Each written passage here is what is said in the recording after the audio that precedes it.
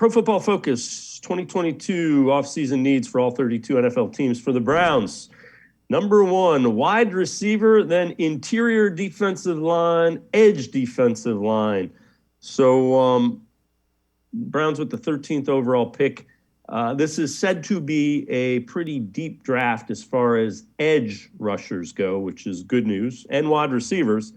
Interior defensive line, not as deep. So you agree with, to me, that seems to be very solid as far as what needs to be upgraded.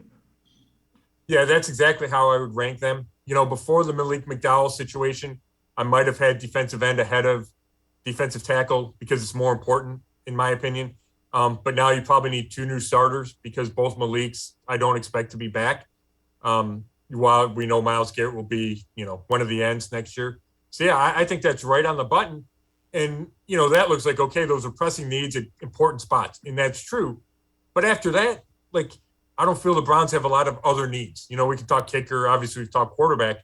But I think the roster is pretty solid. And with the right, 3-5 picks, handful of moves, the Browns can be right there, back in the discussion if they get quality quarterback play, right? You keep kind of looking at these playoff teams and go, okay, what do the Browns need to get there?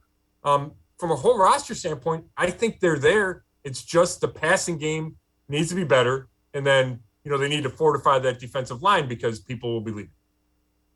Yeah, and if you do, in fact, improve the passing game, Nick Chubb and the running game with that offensive line are only going to be that much more dangerous and dominating. Those things fit together.